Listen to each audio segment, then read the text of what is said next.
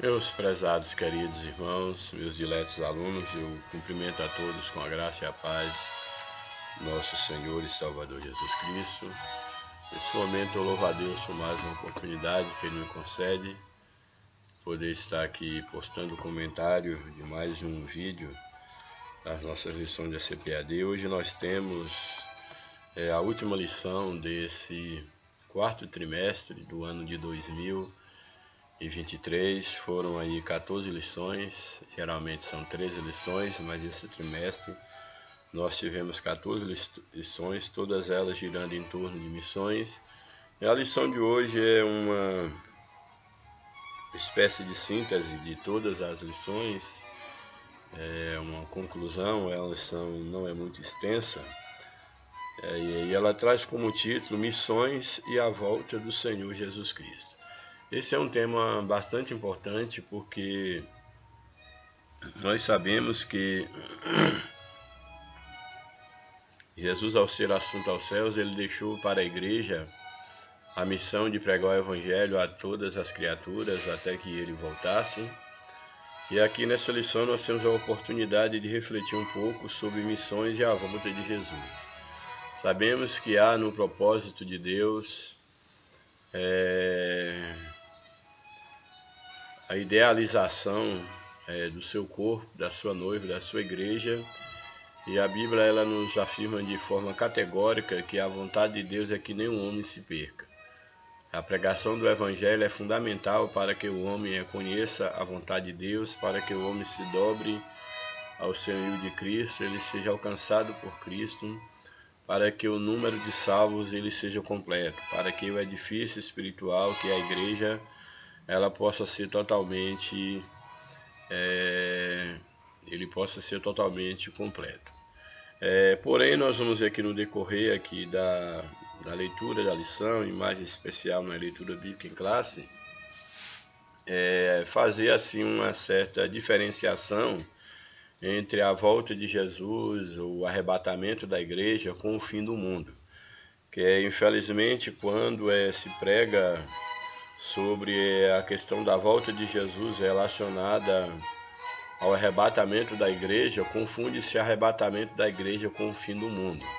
Essa é uma ideia recorrente na maioria daqueles que expõem esse texto da pregação do Evangelho ligado à questão do fim do mundo, quando na verdade o texto ele deve ser trabalhado dentro de uma ênfase estritamente escatológica e fazendo a diferenciação como a Bíblia o faz. É claro que o texto em si ele não dá conta, mas o contexto maior da Bíblia deixa muito claro que o arrebatamento é uma coisa, o fim do mundo é outra coisa. Então o arrebatamento não é fim do mundo.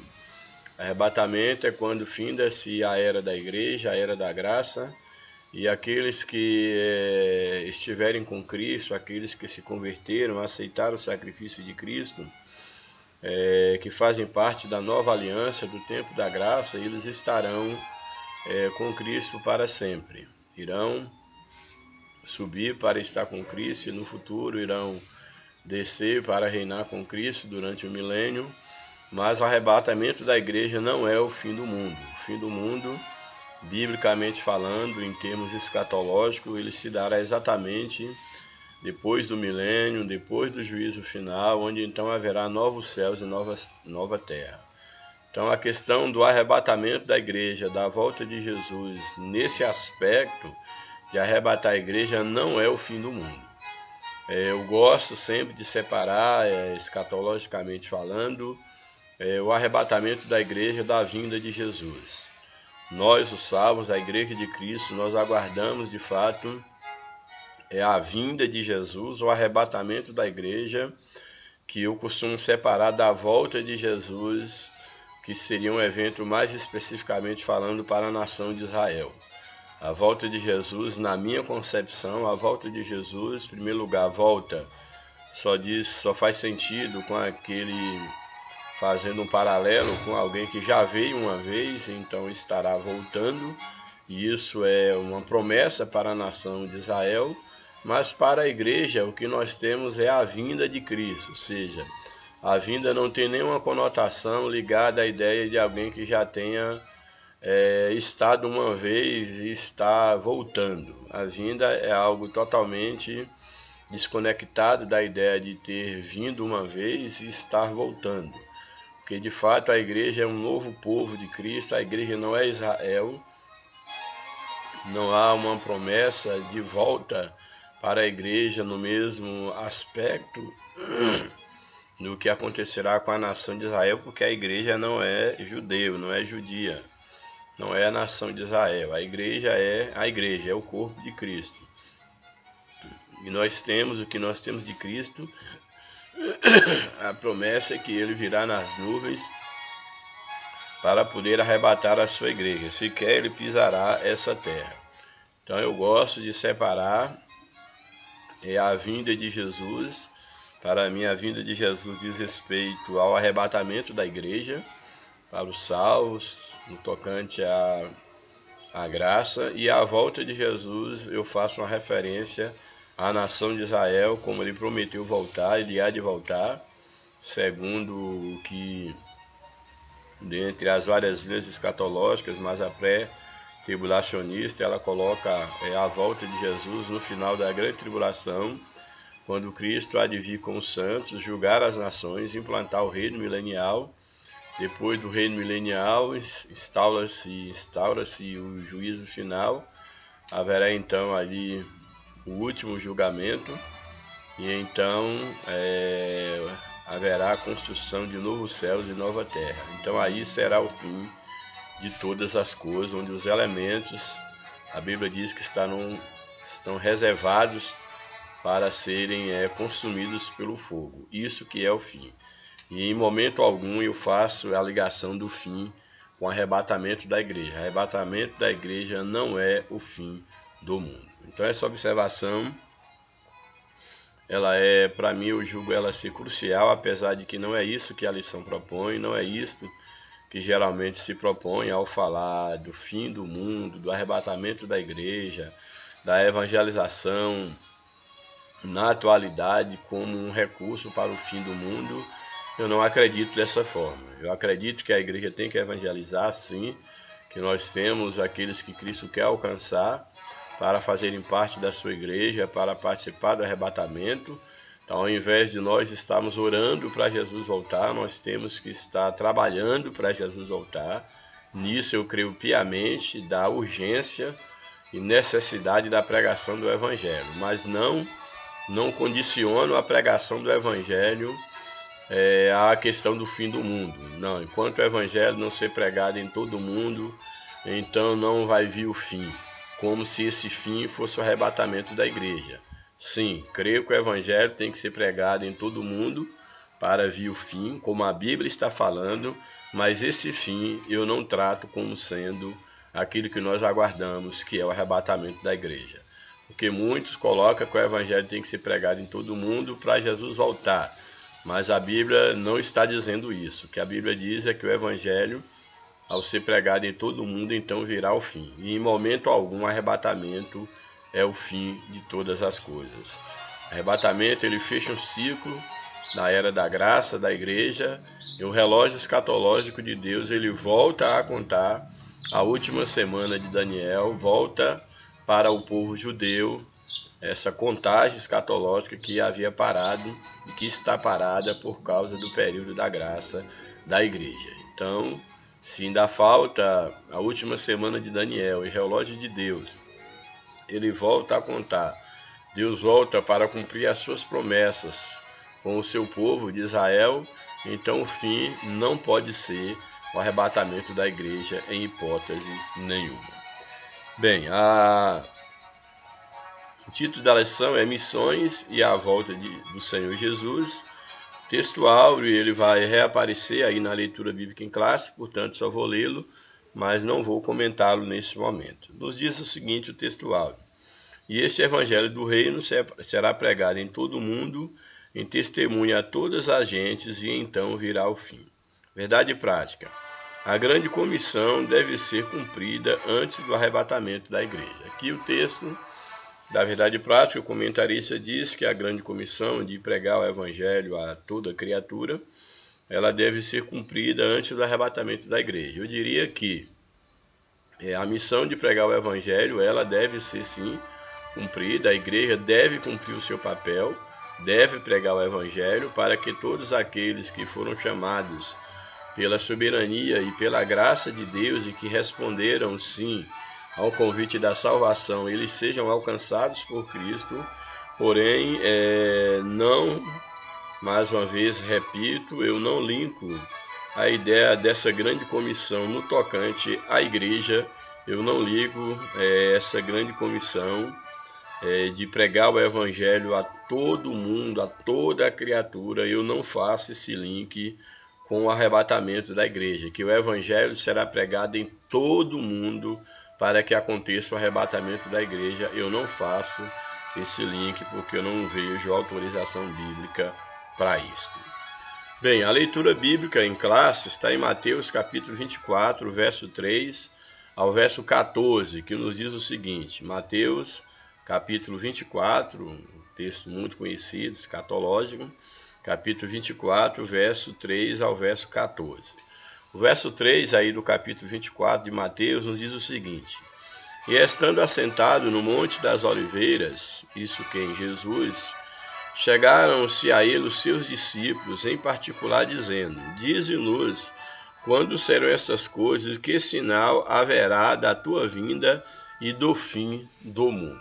É interessante porque os discípulos aqui, eles falam sobre coisas que prenunciam o fim do mundo e a vinda de Jesus, e sobre alguns sinais eles estão pedindo a Cristo. E aqui tem duas perguntas que para mim elas são centrais, e elas não podem, são duas perguntas e elas não podem ser confundidas como uma repetição, como se tratassem da mesma coisa. Qual é a pergunta do discípulo? Diz-nos, perguntando a Jesus, quando serão essas coisas e que sinal haverá da tua vinda e do fim do mundo? Então a pergunta aqui está bem clara, os discípulos estão perguntando duas coisas: quais seriam os sinais da vinda de Jesus e os sinais do fim do mundo? Aqui a vinda de Jesus, como falei no início, eu creio plenamente que se trata do arrebatamento da igreja. E o fim do mundo, eu creio plenamente que se trata daquilo que há de acontecer após o juízo final, o juízo do grande trono branco, onde a terra se desfará, os elementos do céu se desfarão, e Deus haverá de criar um novo céus e uma nova terra. Então, aqui, no mínimo, são duas perguntas de dois momentos distintos, separados por centenas, dezenas, centenas de anos, um evento do outro. E o verso 4 nos diz o seguinte: Jesus, respondendo, disse-lhes: acautelai-vos que ninguém vos engane, ou seja, não sejam enganados quanto à realidade desses eventos.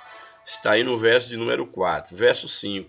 Porque muitos, aí é o que vai acontecer para anteceder esses eventos. Ele diz: porque muitos virão em meu nome dizendo, eu sou Cristo, e enganarão a muitos. Então, um dos prenúncios, tanto do fim do mundo quanto da vinda de Jesus, seria o surgimento dos falsos cristos, o espírito do anticristo. Ele já opera no mundo desde a queda de Adão, e aqui Jesus está dizendo que, já que os discípulos estão pedindo sinais, que sinais que antecedem tanto a vinda de Cristo quanto o fim do mundo, é exatamente o surgimento de muitos se dizendo, eu sou Cristo, e dessa forma eles enganarão a muitos. E aí ele prossegue falando dos sinais. E ouvireis de guerras e rumores de guerras, olhai, não vos assusteis, porque é mistério que tudo isso aconteça.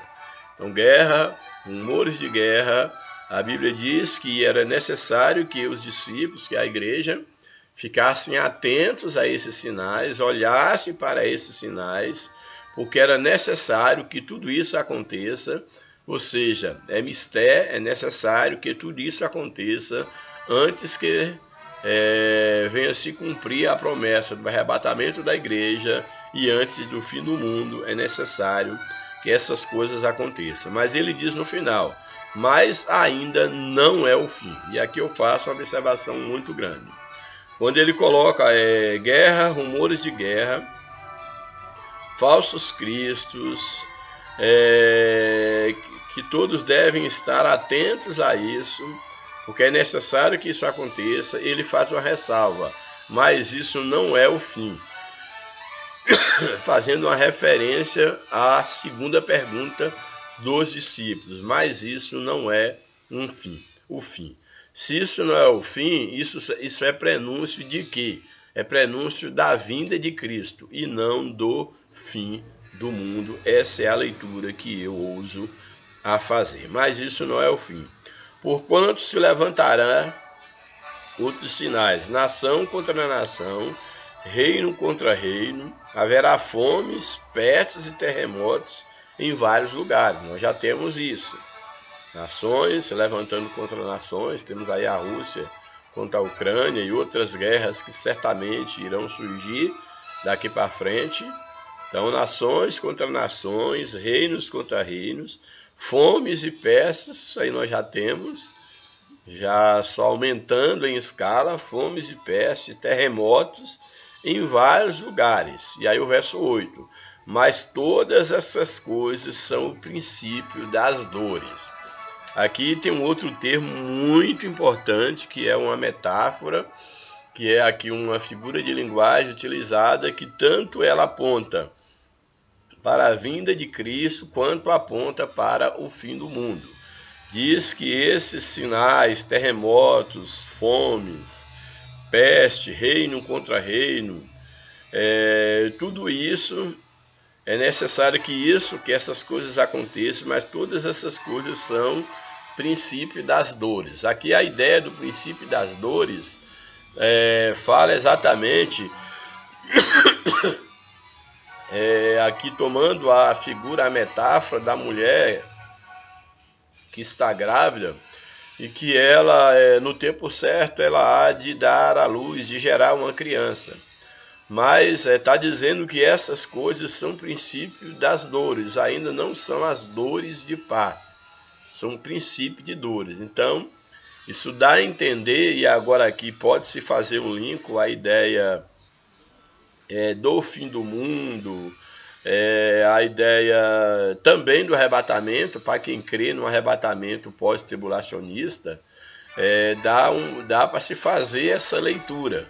Mas o certo é que a Bíblia diz que todos esses sinais ainda não são as dores de parto. As dores para dar à luz. Dar à luz o que aqui? Dar à luz o tempo de sofrimento.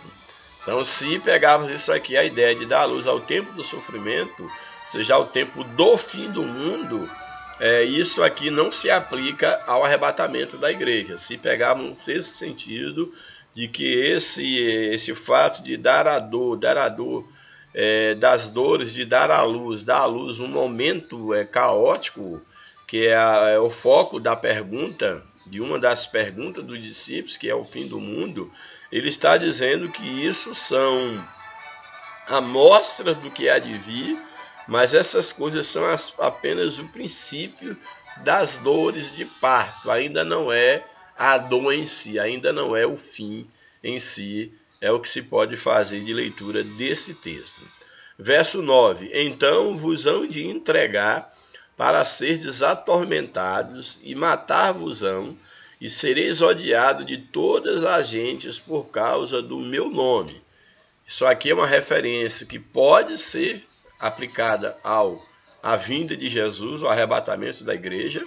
Hoje nós temos os nossos irmãos aí em várias partes do mundo, sendo entregues à morte, sendo traídos, sendo mortos por amor a Cristo, odiados de todas as nações, e nós, inclusive no próprio Brasil, ser cristão é sinônimo, um cristão verdadeiro, não estou dizendo esse cristianismo da moda, esse cristianismo paz e amor, esse cristianismo que não incomoda, não estou dizendo esse tipo de cristianismo, mas ser um cristão protestante, ser um cristão conservador, ser um cristão bíblico, ele realmente é um incômodo para a sociedade, é um incômodo para o grupo onde ele pertence, seja na escola, seja na vizinhança, seja na política, na sociedade, seja até mesmo na religião. Ser cristão bíblico, não estou dizendo ser religioso. Ser um verdadeiro cristão já é sinônimo de você ser odiado pelas pessoas que te cercam, inclusive dentro da religião. Então Jesus ele apresenta tudo isso como um prenúncio do fim e também ligado, por que não, à ideia da vinda de Jesus. As dificuldades que enfrentarão aqueles que querem manter-se fiéis para o arrebatamento da igreja. Verso 10. Nesse tempo, muitos serão escandalizados e trair-se-ão uns aos outros, e uns aos outros aborrecerão. Esses tempos que estão aí prenunciando o fim. E surgirão muitos falsos profetas e enganarão a muitos. Isso aqui tanto acontece no tocante ao tempo que separa para a vinda de Jesus, como também isso acontecerá, por exemplo, depois da igreja ser arrebatada com o surgimento do anticristo, do falso profeta, etc. Então, esses eventos, eles servem e em proporção diferentes, eles estão ligados tanto à vinda de Jesus quanto ao fim do mundo. Portanto, a resposta que Jesus está dando até aqui contempla os dois eventos, mas são eventos separados se nós analisarmos dentro de um contexto bíblico maior, que não é o caso. A lição aqui não nos oferece essa possibilidade e nem também nós temos um tempo hábil para isso. Vocês vão desculpando aí a questão da minha garganta, ainda estou impossibilitado de falar. Geralmente quando eu tenho essas crises de garganta, eu demoro um pouco para me reconstituir, aí é de 15 dias a um mês. Mas eu não posso deixar de gravar os meus vídeos, ainda que sejam curtos, que não tenham tanta profundidade, mas eu tenho esse compromisso com Deus e também com vocês. Bem, portanto, o texto está dizendo aí que então vos hão de entregar para seres atormentados, matar-vos-ão, sereis odiados de todas as gentes por causa do meu nome. Nesse tempo muitos serão escandalizados, e como muitos serão escandalizados, ou seja, muitos negarão o nome de Jesus. Isso na tribulação acontecerá muito, na grande tribulação, mas também já na atualidade, em países onde pessoas são perseguidas e têm as suas vidas em risco, muitos têm negado o nome de Jesus. Na atualidade, muitos têm negado o nome de Jesus, mesmo estando dentro de uma igreja, mas têm negado, por exemplo, na escola, na faculdade, na vizinhança, para poder não indispor com ninguém, para manter o politicamente correto. Muitos têm se escandalizado, o amor de muitos tem se esfriado, e Jesus já está alertando para isso. Então muitos serão escandalizados, trair-se-ão uns aos outros, e uns aos outros se aborrecerão. E surgirão muitos falsos profetas e enganarão a muitos, é o que nós bem estamos vendo. Aí ao verso 12 diz: e por se multiplicar a iniquidade, o amor de muitos se esfriará. Essa é uma das maiores preocupações que deve estar na nossa mente, é uma das coisas que deve chamar a atenção da igreja, é a ideia do amor de muitos esfriarem. E é interessante porque Jesus está trazendo o ensinamento para os discípulos, e a ideia do amor esfriar não é só algo falando para as pessoas que não têm um compromisso com Cristo, que de fato tem se esfriado no amor. O homem ele já não se compadece com a dor do outro, não há mais nenhuma, há pouco sentimento de empatia, mas isso também está acontecendo dentro das igrejas, dentro das religiões. Nós estamos vendo o amor de muitos se esfriando. Mas de que forma? O amor se esfriando em relação à sua devoção a Cristo em primeiro lugar, já não se ora como orava antigamente, já não se lê a Bíblia como lia antigamente, já não se congrega como congregava antigamente, já não se tem uma vida consagrada a Deus como antigamente. Essas coisas elas estão desaparecendo aos poucos. Às vezes há aqueles grupos, aquelas castas especiais dentro da igreja que são responsáveis por essas coisas, pela intercessão, pela oração, pelo jejum, tudo está sendo terceirizado, mas a igreja, como um corpo na sua totalidade, e eu estou dizendo não a igreja aqui, a igreja mística, a igreja como um corpo espiritual, mas a igreja enquanto o seu lado visível, está muito patente a decadência de muitos grupos religiosos. Muitos grupos religiosos já perderam o amor pela casa de Deus, por exemplo, o amor pela companhia de um irmão ou de outro, a responsabilidade com o reino de Deus.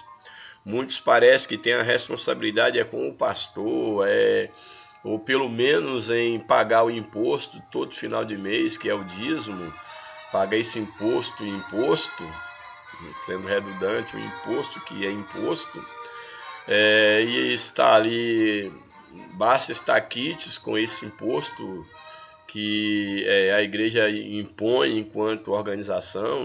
Não estou falando contra o dízimo enquanto um ato, enquanto um princípio de reconhecimento da bênção de Deus, e aí eu vou bem além da questão da taxação, de 10%, se é 5%, se é 50%, eu vou bem além da taxação, porque eu prefiro defender o princípio da liberalidade, não sendo contra o dízimo e nem as ofertas, mas muitos parece que têm um compromisso com a organização religiosa só para pagar a taxa do dízimo, para pagar esse imposto. Se eu pago o imposto, então o pastor não tem mais nenhum direito sobre mim para me cobrar que eu esteja no culto, que eu me envolva com os trabalhos da igreja, com a evangelização, com o dia a dia da igreja. Infelizmente, isso já é algo que acontece aí no mundo todo e principalmente no Ocidente. E no Brasil não é diferente.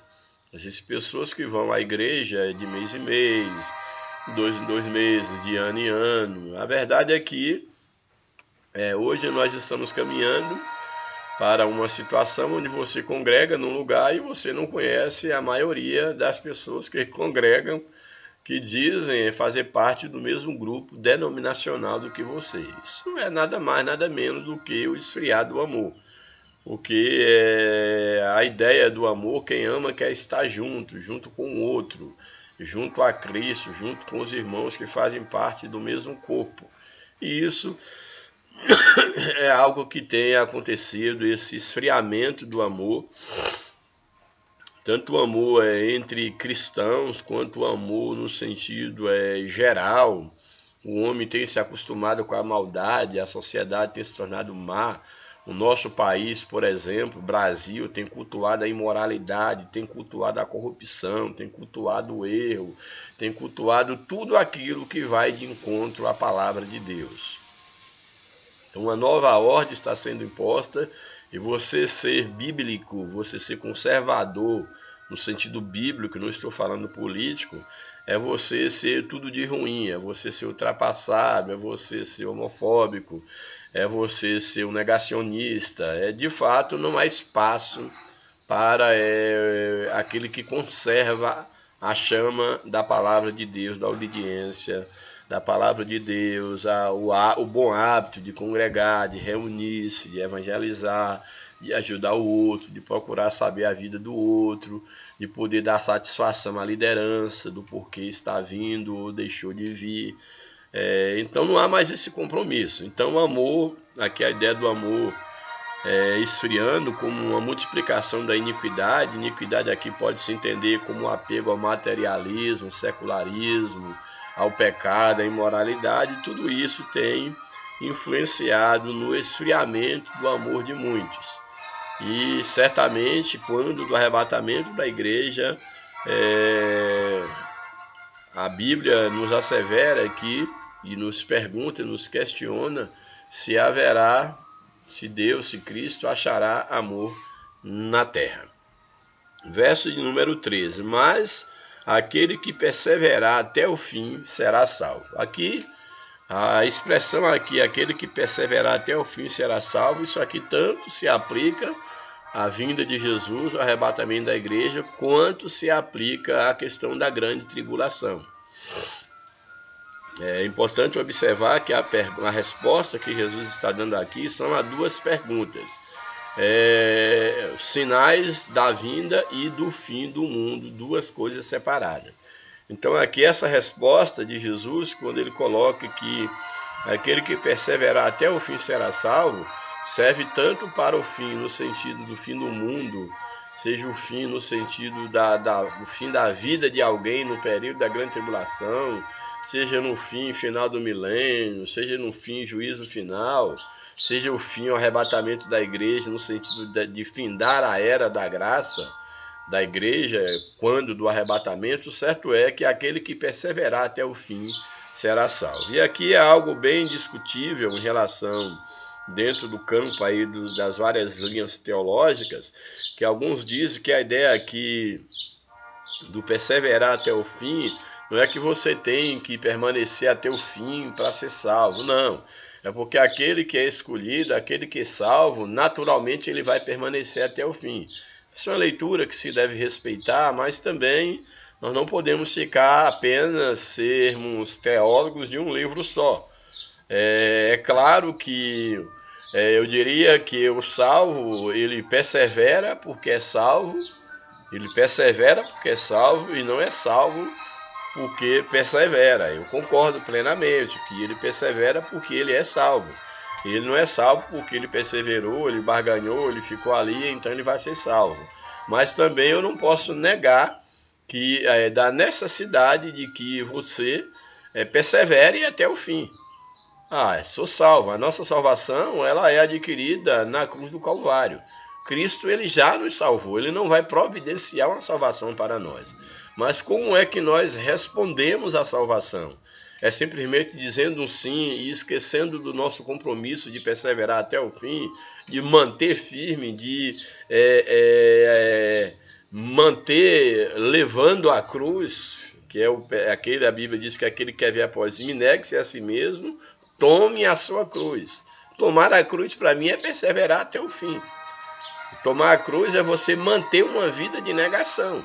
Então eu não posso ignorar, não, mas eu já aceitei Jesus, então agora eu, independente de qualquer coisa, eu sou salvo. Não, você tem que continuar levando, perseverando em levar a sua cruz. Então essa ideia também, ela é corretíssima. O salvo, ele persevera até o fim porque é salvo, mas também ele, por ser salvo, ele persevera até o fim, e por perseverar até o fim, por manter-se ao lado de Jesus, é que ele garante a sua eterna salvação. Então as duas coisas para mim são igualmente válidas. Isso é só questão do ângulo em que nós olhamos as duas coisas. Porém, o texto deixa bem claro, aquele que perseverar até o fim, aqui seja o fim da sua vida, no sentido de ele expirar a sua vida, seja até o fim da grande tribulação, seja até o fim do milênio, não importa. O fim aqui você não pode definir necessariamente, uma vez que a resposta de Jesus é uma resposta sobre o fim do mundo, é uma resposta sobre a sua vinda. Então a ideia do fim aqui é aquele que permanecer até quando Jesus vier para ele. Seja por meio do arrebatamento da igreja, seja por meio da morte, da tribulação, de ser entregue, para ser morto, ele perseverar até perder a sua vida por amor do Evangelho. O certo é que aquele que perseverar, que permanecer com Cristo até o fim, será salvo. Mesmo porque na nossa salvação não há nenhum mérito da nossa parte. A nossa garantia de salvação é permanecer em Cristo. Se vós permanecerdes em mim e eu permanecerdes em vós. É isso que Jesus coloca muito bem claro. Então você que é salvo, se sente totalmente salvo, você tem o compromisso de permanecer na videira, que é Cristo, permanecer nele, porque fora dele nada você pode fazer Louvado seja o nome de Jesus. E aí o verso 14, que eu diria que é o verso mais complexo, mal entendido, o verso 14 diz: e este evangelho do reino será pregado em todo o mundo, em testemunha a todas as gentes, ou seja, a todos os povos, todas as etnias, a todas as nações, e então virá o fim. Aqui mora o grande problema teológico, porque o verso 14 diz que o evangelho será pregado em todo o mundo. A primeira observação aqui é que diz sobre o evangelho do reino. E aí nós temos pelo menos duas formas de entender aqui o reino. O reino de Cristo no sentido do reino espiritual, que é o reino da graça, que seria não o evangelho do reino, seria o evangelho da graça, se estivermos falando do reino espiritual, seria esse evangelho da graça, que é o evangelho que nós pregamos, e o evangelho do reino, referindo ao reino terrestre, ao reino físico, ao reino milenial, que é uma promessa feita para Israel e não para a igreja. Então Israel aguardava um reino físico, alguém que viesse restaurar o reino davídico, e eles aguardam essa promessa, e ela há de cumprir.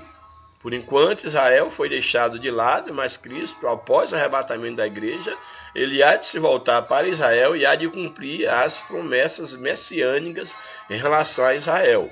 O grande problema é que nós temos em um único texto que é resposta a duas perguntas distintas, uma perguntando sobre a vinda de Jesus, que é o arrebatamento da igreja, outra perguntando sobre o fim do mundo, e agora nós temos então uma afirmação de Jesus dizendo que este evangelho do reino será pregado em todo o mundo e então em testemunha a todas as nações, e então virá o fim. Se tomarmos aqui o evangelho do reino como sendo o evangelho da graça, do reino espiritual, da salvação, poderíamos dizer que quando o evangelho da salvação ele for pregado e os salvos, o número de salvos para o arrebatamento serem completados, então acontecerá o arrebatamento.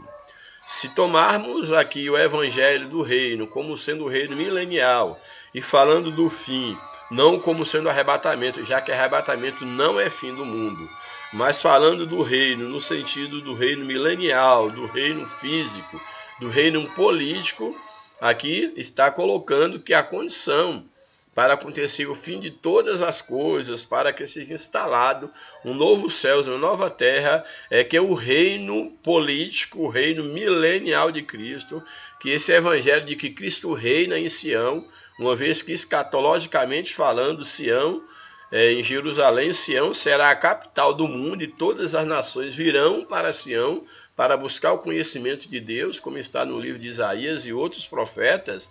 Então nós podemos dizer que este evangelho do reino, que será pregado em todo o mundo para então virar o fim, isso fala do evangelho do reino milenial, do reino do Cristo político, do Cristo que não só político, mas que há de reinar, cumprir politicamente as promessas, mas que também há de reinar com os seus santos arrebatado no arrebatamento da igreja. Então, nesse aspecto aqui, o que eu defendo, a linha que eu defendo, é que exatamente essa referência de evangelho do reino ser pregado em todo o mundo, em testemunha a todas as gentes, isso só será possível no milênio. Na tribulação haverá aqueles que pregarão o evangelho, que serão mortos pela pregação do evangelho. A Bíblia fala sobre 144 mil separados, fala sobre as duas testemunhas, e a Bíblia fala que no milênio haverá o conhecimento de Deus, haverá em toda a terra.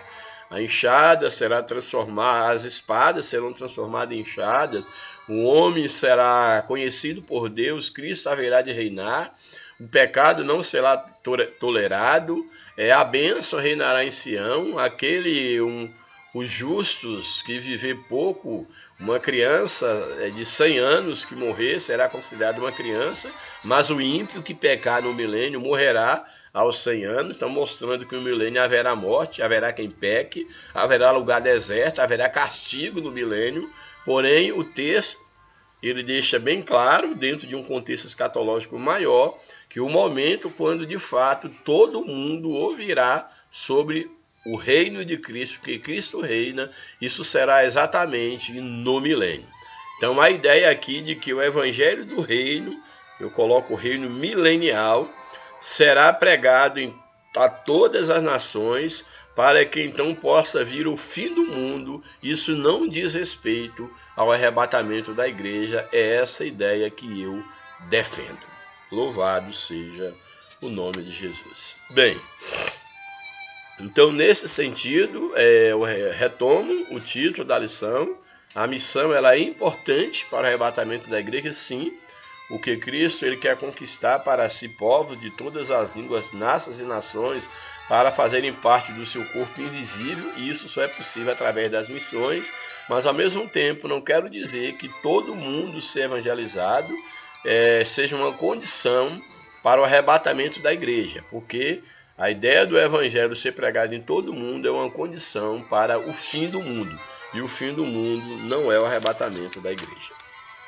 Bem, a leitura bíblica em classe nós já vimos, agora vamos para o comentário da lição. A introdução. Nesta oportunidade encerraremos esse trimestre relacionando o trabalho missionário com a bendita esperança da igreja, que é a volta de Jesus. Essa bendita esperança é o motor espiritual que motiva, anima toda a nossa prática missionária, sem dúvida. A compreensão a respeito da iminência da vinda de Jesus sempre trouxe um senso de urgência para a igreja do Novo Testamento e, consequentemente, para as igrejas de tradição pentecostal. Aqui uma revista de cunho pentecostal. O Senhor Jesus pode voltar a qualquer momento, portanto, preguemos urgentemente o Evangelho. Na verdade, a urgência de pregar o Evangelho não é uma prioridade, não é vamos dizer assim, um privilégio ou uma atitude apenas de pentecostais, não. É claro que a lição aqui vai puxar sardinha para o seu lado, mas na verdade essa urgência de pregar o Evangelho para que o reino de Deus ele se complete é uma urgência de toda igreja séria. Seja ela pentecostal, batista, presbiteriana, todos aqueles que realmente fazem parte da igreja de Cristo, igreja essa que não passa por placa, não passa por denominação, todos esses sabem da urgência de pregar o evangelho da graça, o evangelho da salvação. Primeiro tópico, alcançando o mundo até que Cristo volte. E esse evangelho do reino será pregado. Aí tem todas as observações que eu já fiz. O texto de Mateus 24,14 afirma que o fim virá somente depois que o evangelho do reino tiver sido pregado em todo o mundo. Correto? Correto. Ora, desde que não confunda esse fim com o arrebatamento da igreja, porque não é o fim. Basicamente, esse evangelho do reino é a mensagem do Novo Testamento a respeito do perdão e da nova vida em Jesus como realidades disponíveis na morte e na ressurreição de nosso Senhor Jesus Cristo, como podemos ver no comentário aí da Bíblia de Estudo.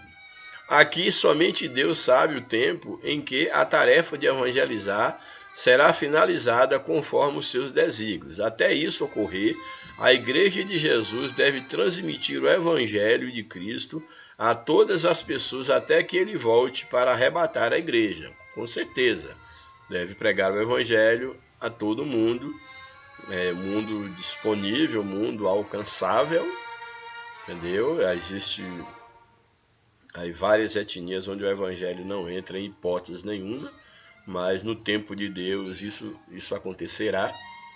Isso acontecerá, haverá um tempo onde nada barrará a pregação do Evangelho do Reino, mesmo porque muitas nações serão destruídas quando da vinda de Jesus, ou da volta de Jesus para Israel e ali da guerra do Armagedon, quando várias nações serão julgadas e condenadas, serão mortas, e então o Evangelho será pregado para as nações que entrarem para o milênio, que não serão todas.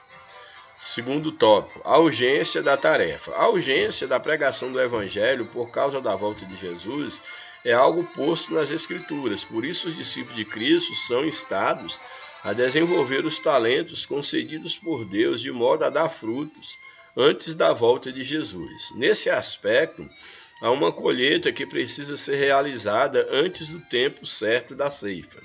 Ou seja, da vinda de Cristo,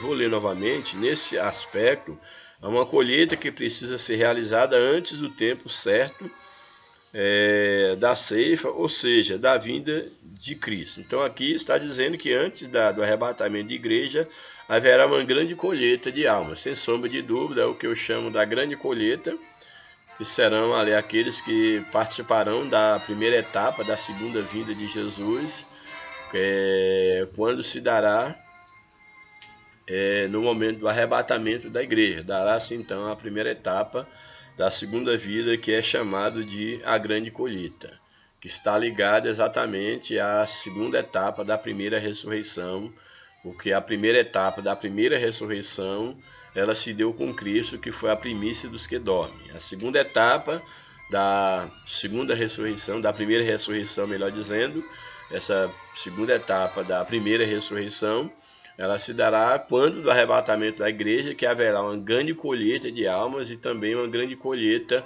daqueles que morreram em Cristo, que será a grande colheita. Primeira etapa da primeira ressurreição, a primícia dos que dormem, que é Cristo. Segunda etapa da primeira ressurreição, será no arrebatamento da igreja, quando os que morreram em Cristo, desde lá Abel, serão ressuscitados. E a terceira etapa da primeira ressurreição acontecerá no final da grande tribulação. Bem, então nós temos aqui que há uma necessidade, nós estamos atentos para essa grande colheita, essa grande ceifa que acontecerá antes da vinda de Cristo. Os obreiros precisam concluir a obra, mesmo sendo poucos. E da noiva que tem de se ataviar, a noiva tem que se preparar e estar pronta para as bodas com o noivo, as chamadas bodas do Cordeiro, que acontecerá após o arrebatamento da igreja.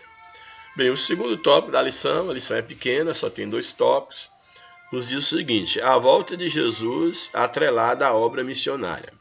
A relação da volta de Jesus e missões. A volta de Jesus Cristo, sem sombra de dúvida, está ligada à obra missionária, concordo plenamente.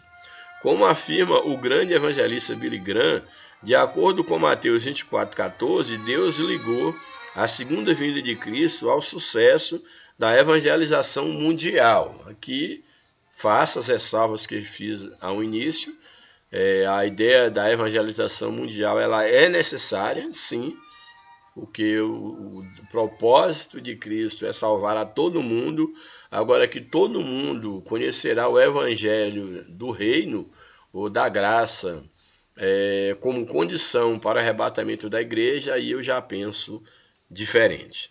Nesse sentido, os cristãos devem trabalhar pela salvação das almas dos homens com todas as suas forças. Para esse serviço, temos a cooperação do Espírito Santo e a vontade de Deus, que não deseja que alguém se perca. Por isso, cada cristão deve estar à disposição para atender ao chamado da evangelização, pois o fruto do justo é árvore de vida, e o que ganha a alma, sábio é. Louvado seja o nome do Senhor. Segundo subtópico, o chamado para a igreja. As palavras do apóstolo João podem ser aplicadas à igreja atual. O tempo está próximo. Como João diz, o tempo está próximo. O tempo de falar de Jesus é hoje. Jesus está voltando. Por isso, o Senhor Jesus Cristo continua a chamar a sua igreja. Trata-se de um alerta final que precisa ser proclamado até a volta do Senhor. Nessa última hora da igreja neste mundo, uma nova geração de voluntários precisa responder ao chamado universal para a evangelização, a fim de que novos crentes se preparem para ouvir a voz de Cristo chamar por ocasião da sua volta. Então, para que muitos estejam preparados, para que quando soar da última trombeta, quando da vinda de Cristo, nós estejamos com os ouvidos espirituais abertos para ouvir o toque da trombeta, para ouvir a voz de Deus e subirmos com Cristo. Aproveitemos, portanto, os meios odiernos de grande avanço tecnológico que possibilita a Igreja de Cristo comunicar o Evangelho a toda a raça humana. Muito importante isso aqui. Nós podemos aproveitar os meios modernos que nós temos hoje para que o Evangelho tenha um alcance maior. São todas as etnias, são todos os povos que têm acesso à tecnologia? Não. Mas pelo menos dentro do mundo civilizado, do mundo ocidental, oriental, do mundo dominado pela globalização, pela tecnologia, nós podemos fazer a diferença. Haverá tribos, haverá lugares que ainda não serão alcançados? Sim, como tem. Mas nós, como igreja, nós temos que saber fazer uso das ferramentas que nós temos hoje à nossa disposição e que os irmãos da igreja primitiva não tinham à sua disposição, mas conseguiram evangelizar praticamente o mundo da sua época, o mundo de então. Conclusão. Preliminarmente, devemos agradecer a Deus pelo despertamento missionário que temos visto no Brasil nesses últimos tempos quanto à prática missionária. E o nosso desejo é que mais igrejas locais invistam em oração, em recursos humanos e financeiros para alcançar os que ainda se encontram perdidos. Vivemos os últimos dias da igreja no mundo e por isso essa obra é urgente.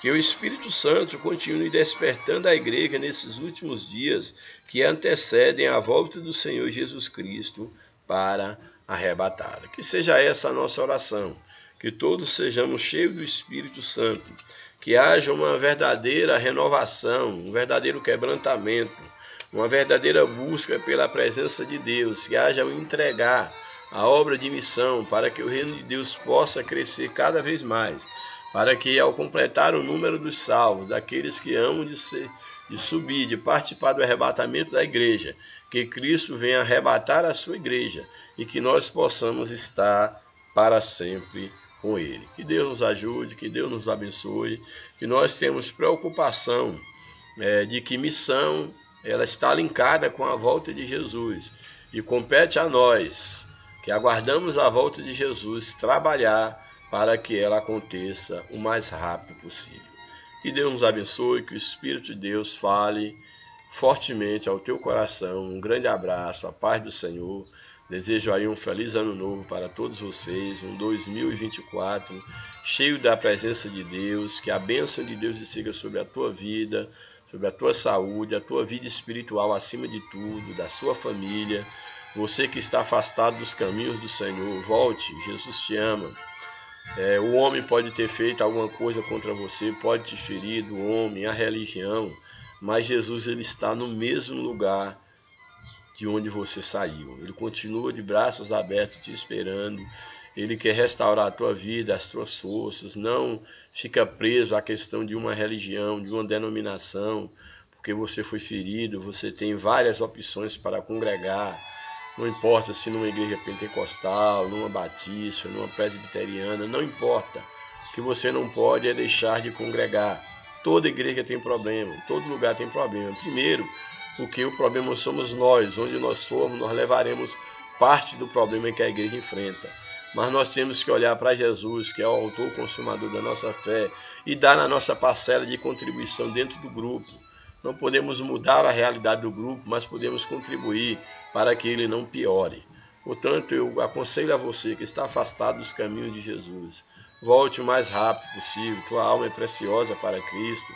Você que ainda não teve um encontro com Cristo, não conhece o que é ser cristão, só julga pelo ouvir falar das pessoas como sendo uma coisa ruim, uma coisa para a gentinha. A Bíblia diz, provai e vede que o Senhor é bom. Se você nunca provar do amor de Cristo, você nunca saberá o quão maravilhoso é servir a Jesus. Que Deus te abençoe. Mais uma vez, um feliz ano novo.